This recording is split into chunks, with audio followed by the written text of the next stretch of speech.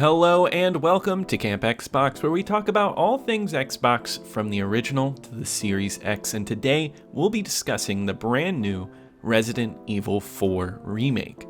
This game is a remake of the 2005 classic of the same name that actually did not make an appearance on the original Xbox, but later the HD version of the game would pop up on the Xbox 360. But now Capcom, in line with their Resident Evil 2 and 3 remake, they've decided to move on to 4 now in 2023, and it's released on most major consoles, including the Xbox Series X. And I'm reviewing this game from the mindset of somebody who knows nothing about the original. I actually never really played the original, I barely touched it, so this is all new to me. And I'm looking at this game itself and not in comparison. So Resident Evil 4 is a third-person survival horror game, but unlike some of the previous entries, it has a lot more action packed into it. The game is still tense and sometimes brutal, but gunning down enemies is fast-paced and tons of fun. And these controls are pitch perfect for a third-person shooter, and every gun feels great to handle. Handguns are fast, and rifles pack a huge punch. The game's difficulty curve is nice too, and there's great pacing. So I never blamed any of the difficulty on the controls. It was more because it got tense over time. All of the weapons feel great, and you feel the power of each of them as you upgrade them in the game.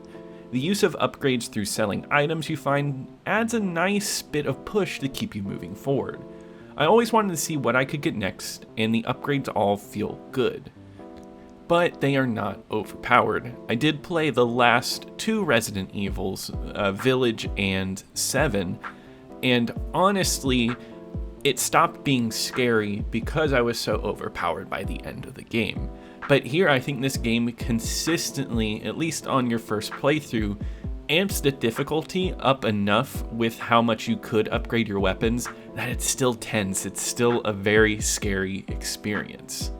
And this game doesn't give you enough to get all of the upgrades and all the items in one playthrough, which I think adds to the replayability. After beating the game, you can start a new game plus, keep all the upgrades to play through the game again.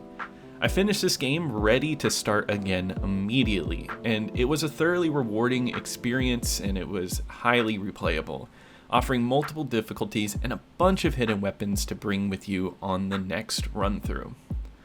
Now, as far as atmosphere goes in this game, it's excellent. It keeps you unsettled in new environments consistently. The game is split into multiple sections, each with new enemy types and settings, which keeps you on the edge of your seat. The new enemies with odd ways of taking them down add to the tension. And every time they would add a certain enemy to the game, I felt like that became my new least favorite enemy, where I thought giant tentacles popping out of heads were awful. Well, wait till the end of the game and you start to get enemies that regenerate, and that was absolute hell. But I loved being in that tense state. Graphically, this game is beautiful, and all the environments look incredible. The village is bright at first, but very ominous, and later you end up on an island which feels like an industrial hell full of things to look at. This game is dense with details, making it not only gorgeous, but also immersive. Characters themselves look great too, with solid character animations.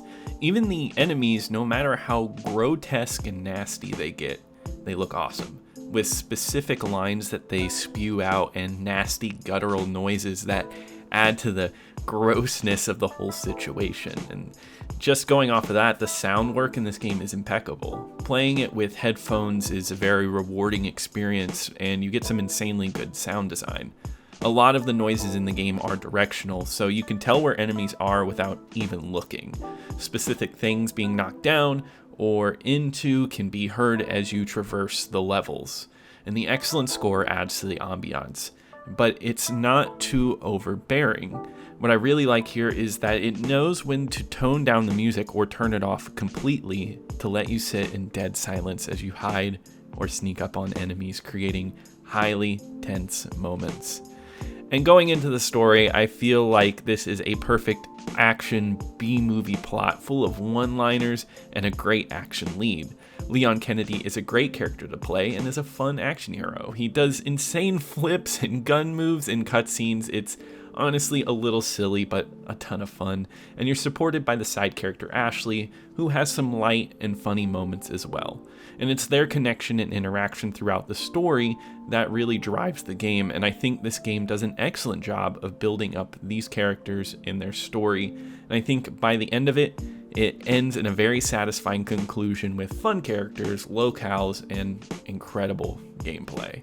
In conclusion, the Resident Evil 4 Remake was an excellent experience for me. Having never really played the original very much, I honestly found this to be an excellent experience that I can recommend to anybody. Even if you've played this before, I do think it's outstanding, and I feel like you probably could find something new out of it. At around one playthrough, and it's 16 hours long in total, you'll have plenty of time with an excellent game with tons of replay value. It's one that I highly recommend that you check out. And if you've played the original or you haven't, or if you've already played the remake, let me know in the comments. I would love to hear from you, hear your opinion, see if you enjoyed it. But if you enjoyed this review, be sure to like and subscribe so you can get more content. I have a lot of new stuff, but I also review a lot of retro games as well. But I'll be seeing you here next time at Camp Xbox.